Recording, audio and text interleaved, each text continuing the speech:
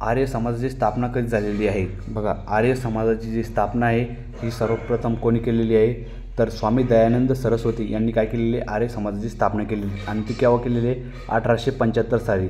आणि ही स्थापना कोणत्या ठिकाणी झालेली आहे? तर मुंबई या ठिकाणी आर्य समाजाची स्थापना झालेली आहे. म्हणजे या ठिकाणी आर्य समाजाचे आपण सगळे मुद्दे या ठिकाणी क्लिअर केलेले आहे. 1875 साली स्थापना झाली, मुंबई या ठिकाणी झाली आणि स्वामी दयानंद सरस्वती यांनी ती स्थापना केलेली आहे.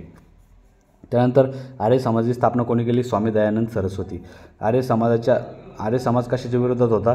तर आर्य समाजात धार्मिक विधी आणि मूर्तिपूजेच्या विरोधात होता. मूर्तिपूजेच्या विरोधात होता आर्य समाज. त्यानंतर 19व्या शतकातील भारतीय पुनर्जागरणाचे जनक कोणाला मानले जाते? तर राजाराम मोहन राय. 19व्या शतकातील भारतीय पुनर्जागरणाचे जनक कोणाला म्हणतात? तर राजाराम मोहन राय यांना काय म्हणतात? पुनर्जागरणाचे.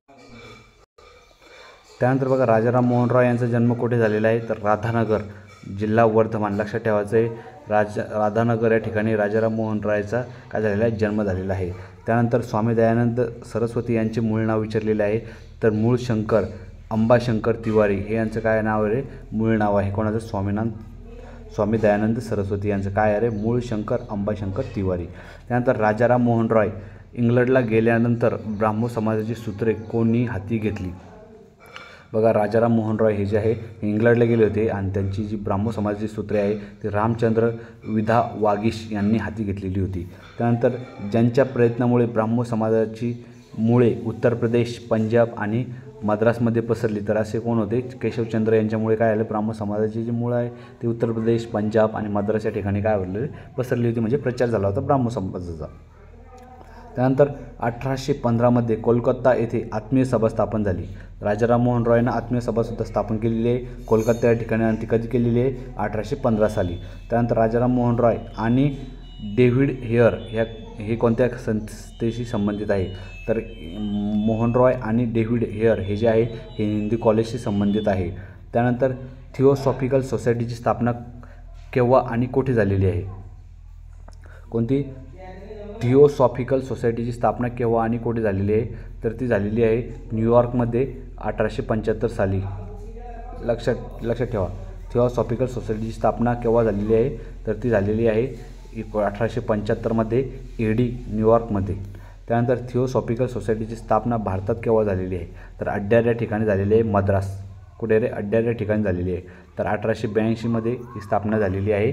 लक्षात ठेवायचं आहे, थिओसॉफिकल सोसायटी ऑफ इंडिया ही कुठे विचारलेली आहे? भारतामध्ये. तर अशा प्रकारे आपण ही सिरीज कंटिन्यू बघत आहात. तुम्ही जर आपल्या चॅनलवरती नवीन असाल तर प्लीज चॅनलला सबस्क्राईब करा, व्हिडिओला लाईक करा, झालं तर तुमच्या मित्रापर्यंत शेअर करा. बघा, या ठिकाणी सत्यार्थ प्रकाशची रचना कोणी केली? तर सत्यार्थ प्रकाशची रचना केलेली स्वामी दयानंद सरस्वती. लक्षात ठेवायचे, सत्यार्थ प्रकाशचा संबंध आहे स्वामी दयानंद सरस्वती यांचे. आणि स्वामी दयानंद सरस्वती यांनीच काय केलेलं आहे? वेदांकडे परत जा ही घोषणा यांनी दिलेली आहे. रामकृष्ण मिशनची स्थापना केव्हा झालेली? बघा, 1896-97मध्ये रामकृष्ण मिशनची स्थापना झालेली आहे. आणि रामकृष्ण मिशनची जी स्थापना आहे ती स्वामी विवेकानंदांनी केलेली आहे. बैलूर, कलकत्ता या ठिकाणी. कुठे केलेली आहे? बैलूर, कलकत्ता या ठिकाणी. रामकृष्ण मिशनची स्थापना कोणी केलेली आहे? स्वामी विवेकानंदांनी केलेली आहे.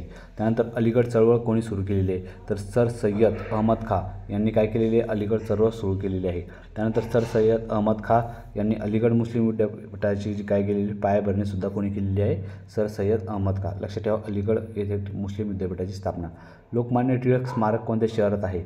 लोकमान्य टिळक स्मारक हे जे आहे हे आहे रत्नागिरी या शहरामध्ये.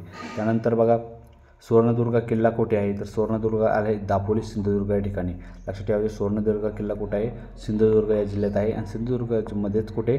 तर हे आहे दापोली या ठिकाणी. त्यानंतर क्षेत्रफळानुसार महाराष्ट्रातील सर्वात मोठा जिल्हा कोणता आहे? तर अहिल्यानगर, ज्याचं जुनं नाव काय होतं रे? अहमदनगर. त्यानंतर चपराळा अभयारण्य कुठे आहे? तर चपराळा अभयारण्य आहे गडचिरोली जिल्ह्यामध्ये. कुठे आहे चपराळा अभयारण्य? गडचिरोली जिल्ह्यामध्ये. लक्षात ठेवा, चपराळा अभयारण्य कुठे आहे? गडचिरोली जिल्ह्यामध्ये. बघा, या ठिकाणी विचारलेलं आहे जे विनायक दामोदर सावरकर आहे यांचा जन्म कोणत्या ठिकाणी झालेला आहे? तर यांचा जन्म कुठे झालेला आहे? नाशिक या ठिकाणी.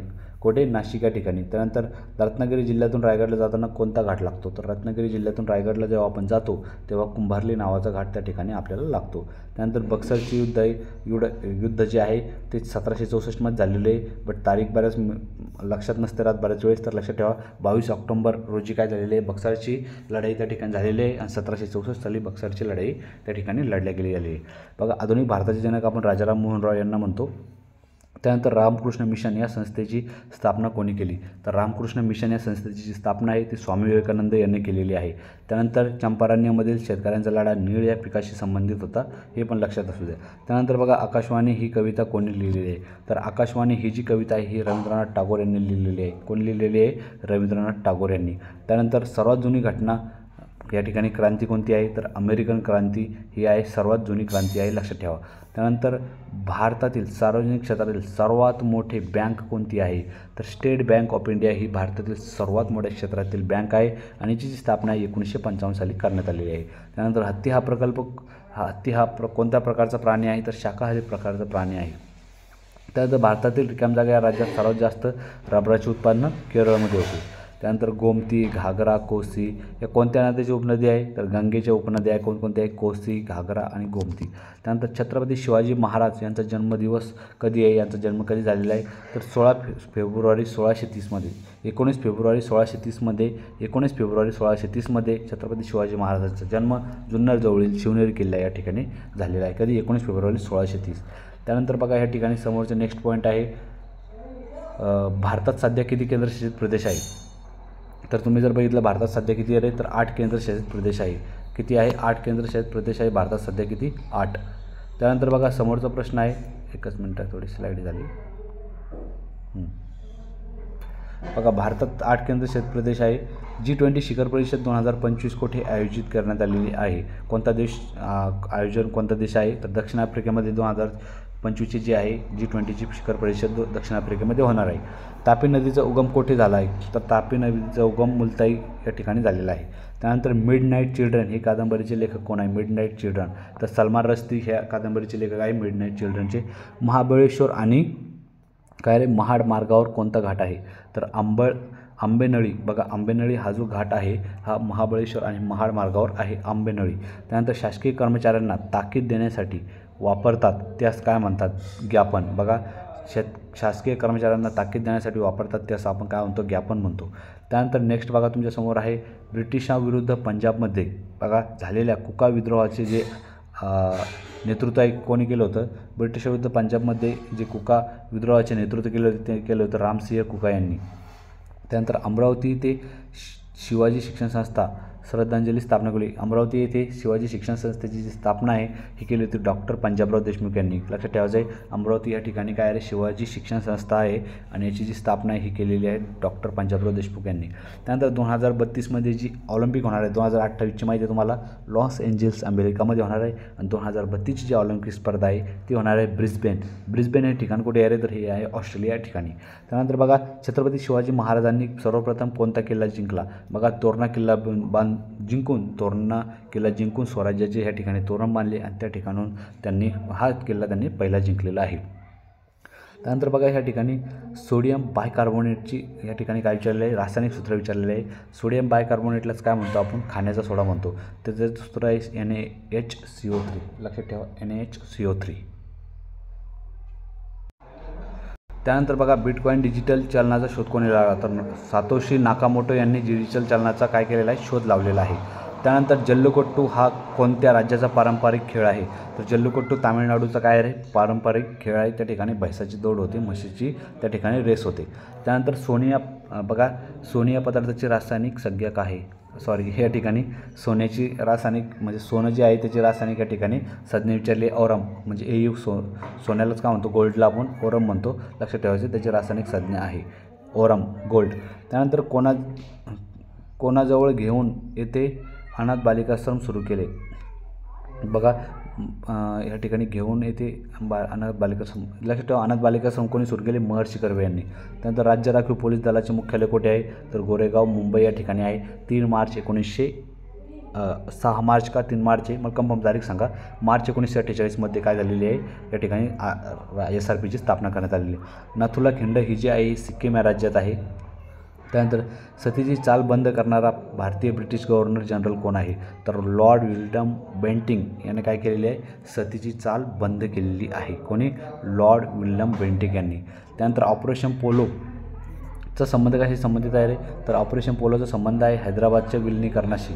त्यानंतर इन्सुलिन हे संप्रेरक कुठल्या अवयवापासून निर्माण होते? तर स्वादुपिंडपासून काय होतं रे? इन्सुलिन संप्रेरक या ठिकाणी निर्माण होते. जागतिक आरोग्य संघटनेचे मुख्यालय जिनेवा स्वित्झर्लंडमध्ये 7 एप्रिल 1948 रोजी WHOची स्थापना झालेली आहे. त्यानंतर मिहान हा एक औद्योगिक प्रकल्प आहे. कोणत्या शहरात आहे मिहान? खूप इम्पॉर्टंट प्रश्न आहे, बरेच वेळेस परीक्षेत विचारलेला आहे. मिहान हा औद्योगिक प्रकल्प आहे नागपूर या शहरामध्ये. कोणत्या शहरामध्ये?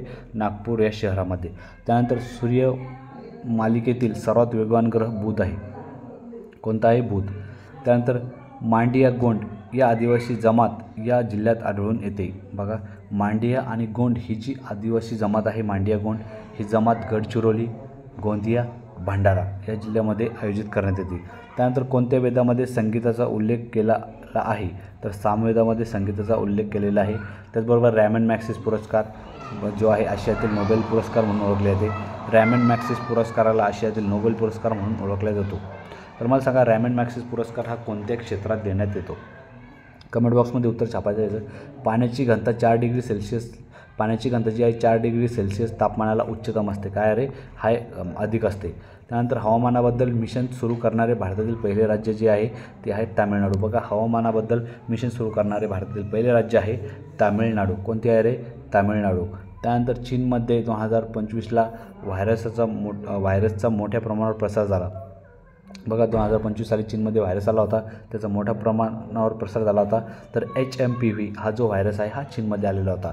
त्यानंतर तैनाती फौजेची पद्धत कोणी सुरू केली? लॉर्ड वेलेस्ली यांनी तैनाती फौजेची पद्धत सुरू केली. त्यानंतर विंध्य पर्वत हा कोणत्या प्रकारचा पर्वत आहे? तर अवशिष्ट प्रकारचा पर्वत आहे विंध्य पर्वत. त्यानंतर स्वातंत्र्यवीर सावरकर यांनी 1904मध्ये काय केलेले? कोणती क्रांतिकारी संघटना स्थापन केली आहे? तर 1904मध्ये त्यांनी अभिनव भारत ही क्रांतिकारी संघटना सावरकरांनी सुरू केलेली आहे. त्यानंतर दरवर्षी पोलीस होतात. बघा, पोलीस हुतात्मा दिवस म्हणून कधी पाळला जातो? तर 21 ऑक्टोबरला दरवर्षी पोलीस हुतात्मा दिवस म्हणून या ठिकाणी पाळण्यात येतो. त्यानंतर शेवटचा प्रश्न या ठिकाणी बघू आपण 640 नंबरचा.